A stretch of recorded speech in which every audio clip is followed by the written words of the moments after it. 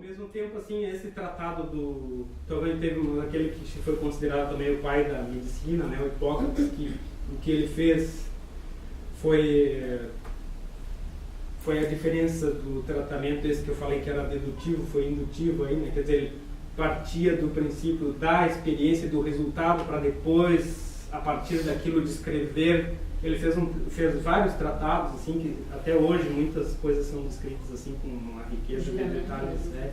Sim, também o juramento de Hipócrates vem do Hipócrates, que, claro, tem muita coisa que ainda está vinculada lá a deidades, né? A Apolo e a Panaceia, que era a filha do Apolo, né?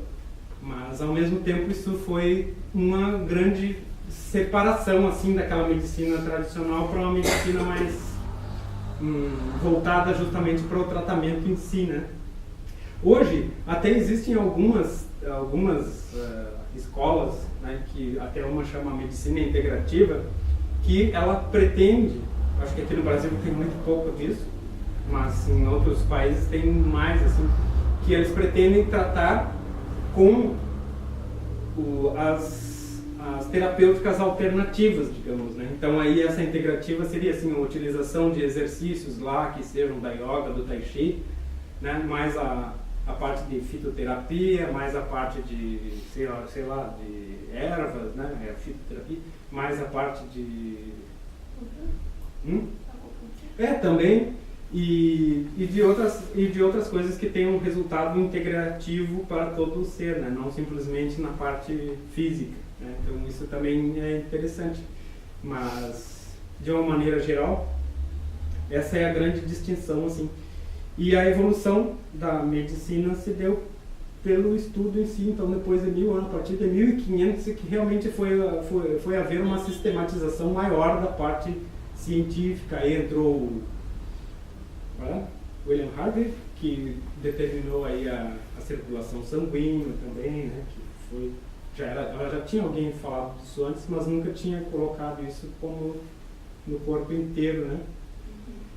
E por aí se seguiu cada vez mais avanço. E eu vejo assim aqui, então cada uma dessas coisas tem o seu lugar devido, né? Não se pode. O que eu vejo só, o problema é que algumas realmente não têm, né? Especialmente na tradicional, não tem efeito porque elas estão assim, tão contaminadas com a preocupação daquele que escreve ou descreve em juntar e coletar informações, muito mais do que o efeito em si, né? Então esse é o grande problema que eu vejo, e da interpretação muito pessoal, muito particular de coisas que teriam que ficar cada uma delas isoladas no seu grupo, né, para adquirir realmente a força, e outras ainda que já estão desatualizadas há muito tempo. Mesmo na medicina chinesa, né, tem coisas que, se a gente olha assim, nossa, é tanta baboseira, assim, para falar bem claramente, que são informações assim que não valem para nada, assim, né, se pudesse ser mais concisa, né, isso seria até melhor, teria mais resultados do que descrever determinadas coisas que não importam. O que mais? Fizemos essa entramos... Aí, com o fim da Idade Média, desculpa. Sim. Com o fim da Idade Média, aí, 1400, 1500, talvez eles tivessem menos medo também, porque talvez muita cabeça tenha rolado também. É isso. Por causa da Inquisição. Exatamente, sim. Então, de repente, aí talvez comece a dar... Não, foi exatamente por isso. Porque foi aí que começaram a dar uma liberada a mais, né? Inclusive mesmo para o uso de cadáveres, né? Sim. Alguns ainda não permitiam mesmo, né, a violação de cadáveres, mas algumas pessoas, como é que se diz? Clandestinamente. Clandestinamente até faziam esse trabalho, né? E o mais importante foi esse do Vesalius aí, dessa época, 1500 e um pouquinho assim, que ele fez um trabalho que é fantástico, assim, ele contratou inclusive os melhores desenhistas que tinha e pintores para ilustrarem a obra dele. As litogravuras feitas para esse livro são fantásticas até hoje, assim, são incríveis. Nossa, tem uma mosquinha aqui. E realmente aí foi um grande avanço, né? Porque na verdade assim, até a parte de instrumentos cirúrgicos, assim, ela teve um avanço mesmo muito mais sempre pela necessidade. Então aqueles médicos que iam para o campo de batalha eram os que tinham que fabricar os instrumentos que cada vez foram se aperfeiçoando mais, né? Mas tudo sempre muito na prática, né? E essa foi uma das grandes diferenças, assim, que foi, né? Afinal de contas, eles estão fazendo uma coisa que é, como eu digo sempre, né? A medicina, para mim, que seja efetiva é aquela que ela, né? Ela vai ali, tem uma fratura, tu consegue repor aquilo, né? Pôr no lugar, isso é fantástico, né? Ou então que te dá um tratamento efetivo, assim. Agora, em contrapartida, a alternativa, ela é muito mais, se for bem feita, ela é muito mais preventiva, né, no sentido de dieta, sono, exercícios, né, nesse sentido dos cuidados para que não aconteça. E eu vejo que hoje também tem, até a gente já estudou assim muito, né, o pessoal já está estudando, digamos, né, muito mais a prevenção do que o cuidado pós da enfermidade, né, e isso é um avanço também. Mas não é uma aproximação entre essas duas coisas porque não existe como. Cada uma é completamente distinta uma da outra. O que mais? De certo, achavam que os médicos, de qualquer espécie que fosse, eram bruxos naquele período medieval, porque de repente pegar uma pessoa e não sei se existiu isso também. Existiu muito isso, sim. Mas aí a parte mais medicamento e tudo, quem sabe. Sim, sempre teve um pouco isso. E também sempre teve muito do charlatanismo no meio, né? Porque até esse tratado do juramento de Hipócrates, ele fala muito disso, né? De sempre fazer o bom uso da prática e nunca, como é que se diz, abusar lá do paciente e tal. E tinha um outro código mais antigo, que era o código de Hammurabi, que ele punia, assim, ó, se o médico, vamos chamar assim, que não me lembro qual era o nome, né? Se o médico fizer um procedimento e tiver algum resultado, ele vai receber tanto. Agora, se por exemplo ele vazar o olho do fulano e fizer tudo errado, ele tem as duas mãos decepadas, sem conversa. Então era mais ou menos assim. Nossa.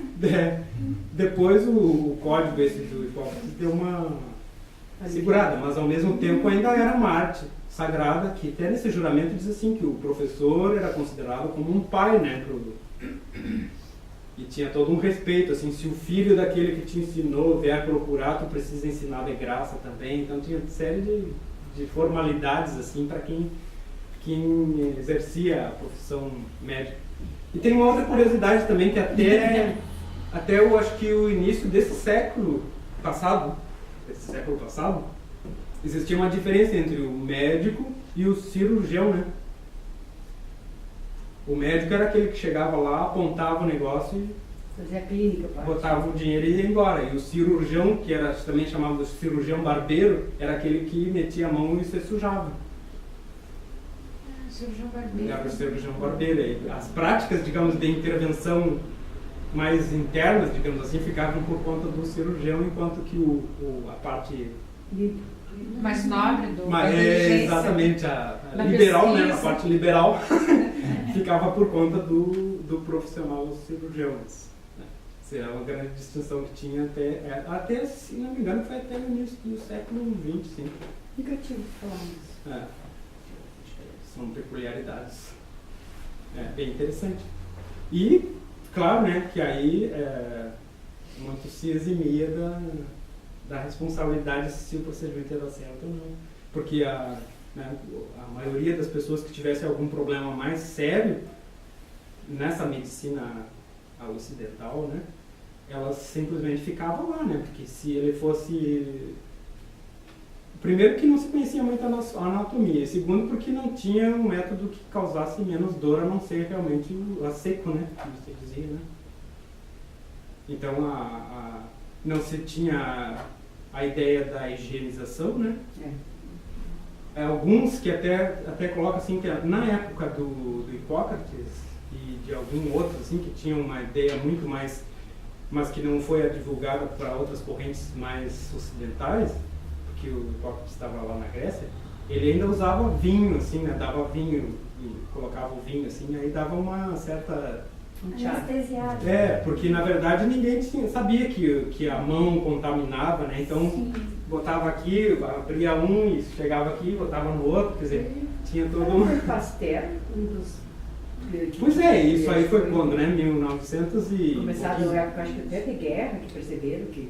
Exatamente, sempre a guerra foi o maior auxiliar. Nossa. Até do avanço tecnológico também, né? Não sei se você sabe o que é. O computador surgiu para cálculos de balística. Né? O primeiro computador surgiu por uma necessidade de cálculos de balística. De direção de canhões. A teoria da imitação.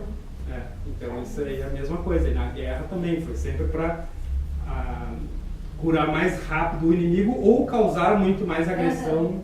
Aliás, curar mais rápido o amigo e causar mais agressão física no inimigo. Então é isso.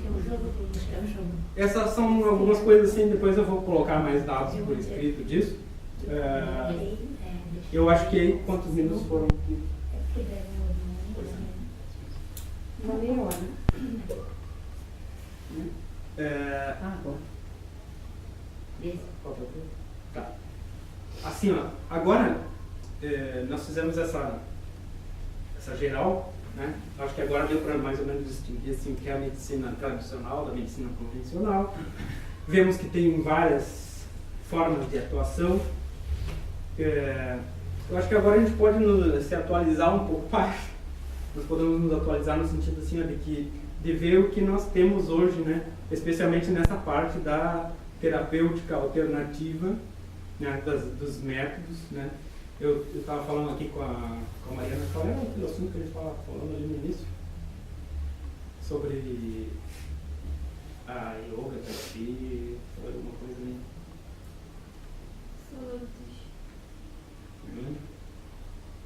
Bom, eu sempre vou falar para vocês, né, que, por exemplo, Mas fala o nível de alcance da meditação. Exatamente. Sempre vai ter assim, ó,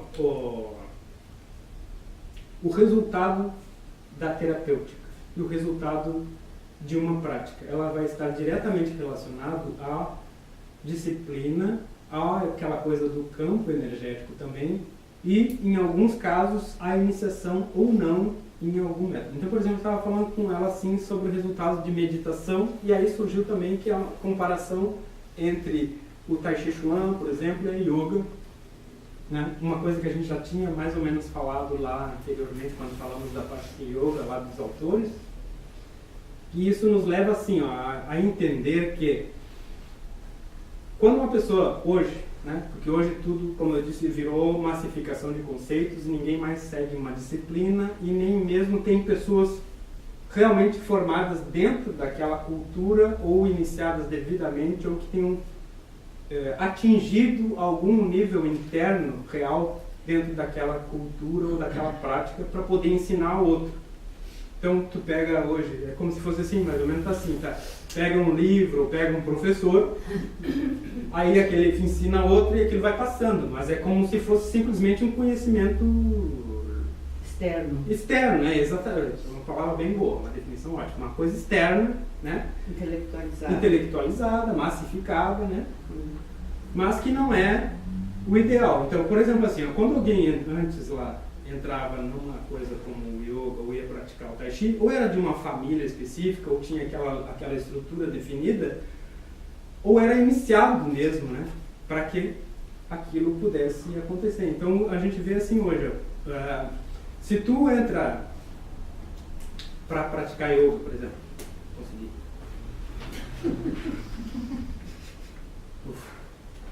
Se tu vai praticar yoga, o que acontece? Leva um bom tempo até tu começar a despertar os canais de energia para que comece a surtir algum efeito. A não ser o efeito físico, que esse já é mais fácil de ser, mais visível, né? Sim. Óbvio.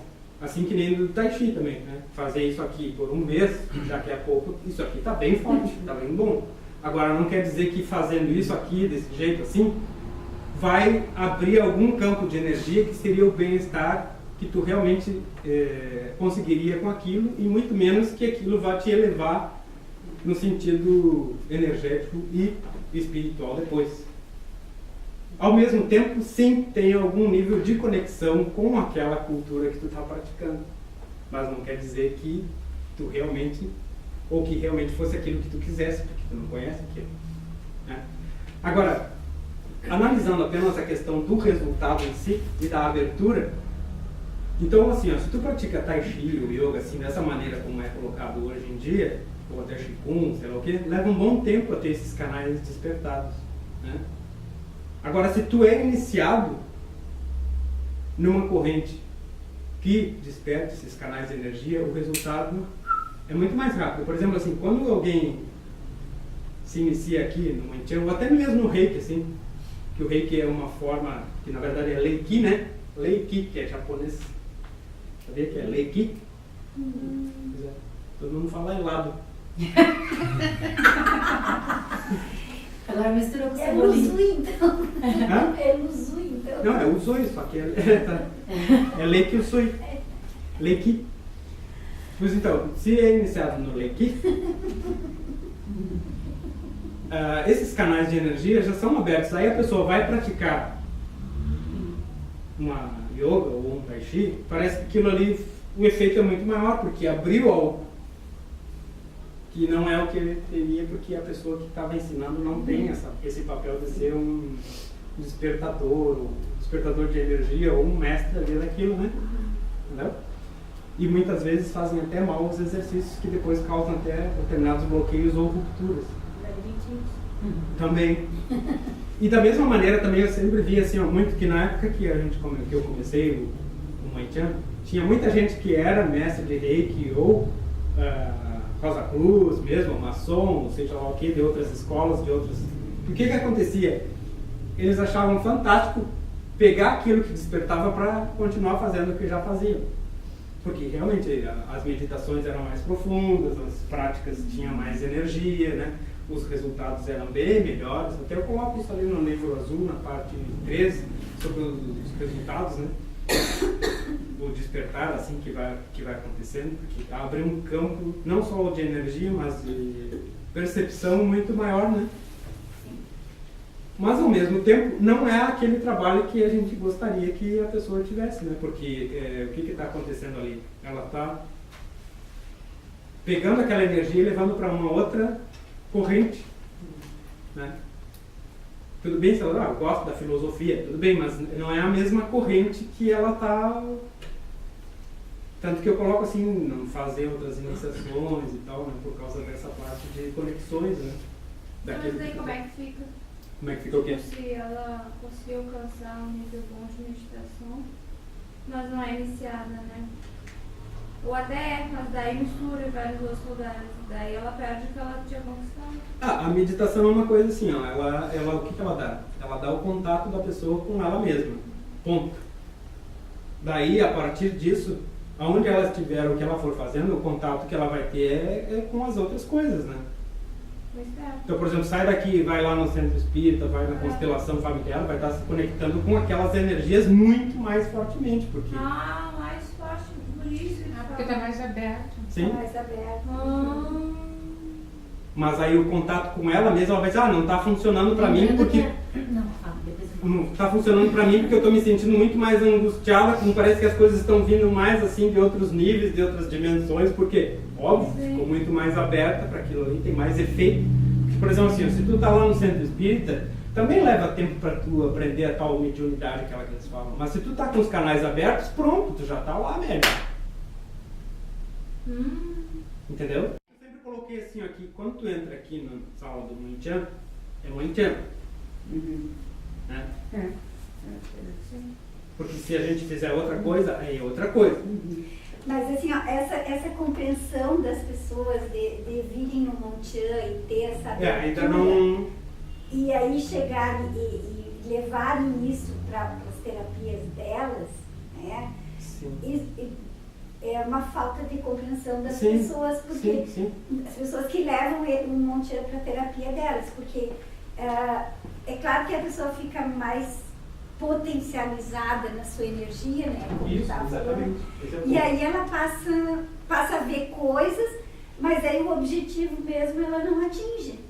Porque exatamente. ela se sente mais forte e esse poder Pra fazer corrompe aquilo lá. também, né? Sim, Absolutamente. Pra fazer Sim, é mais muito comum. coisas. Assim, Isso, como, né? da mesma Fortes. forma, assim, ó, tinha muito também, assim, antes, como eu ia muito a outros grupos no início, muito Aham. mesmo, muito. Então tinha, por exemplo, aqueles que eram videntes, né? Aí o que acontecia, assim, a maioria dos videntes perdiam a vidência de cara. Por quê?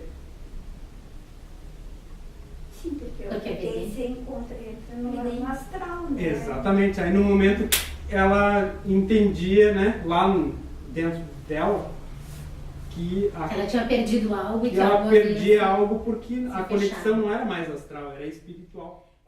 Eu vou dizer assim, ah tá, esse negócio eu não é não bom tinha porque entendido isso. me trancou, né? Aí eu digo assim, não, calma lá, não trancou, tá indo para um nível acima, porque Aham. a evidência, a mediunidade em si, né? Que nem eu coloco ali, não sei se vocês viram, no glossário do livro verde, tem ali o verbete ali, vidência, explica bem essa diferença, né? O que seria isso? E aí o que acontece? Aí a pessoa sai daquele nível astral e entra num nível acima. Mas só que até ela se dá por conta que ela não tem mais que perceber aquele nível de influência ou de seres ali daquilo e entrar num outro, ela acha que perdeu, né? Quando na verdade ela está ganhando. Agora essa troca, ela é difícil para quem está vendo coisas, quem está né? Quem gosta de até se meter na vida alheia lá, porque a maioria dessas pessoas assim gosta muito de dizer, ah, tu tá com tal coisa, tu tá passando tal coisa, né? Eu vi em ti uma coisa assim, será que não dá pra te fazer tal coisa? Acaba sendo uma indiscrição. É uma chatice. Uma Não, chatice. graças a Deus, nunca vi. Porque isso aí o que acontece? Está se metendo no processo interno do outro. E qual é o nosso propósito, né? Nosso objetivo aqui? O nosso propósito aqui... Deixa eu ver aqui.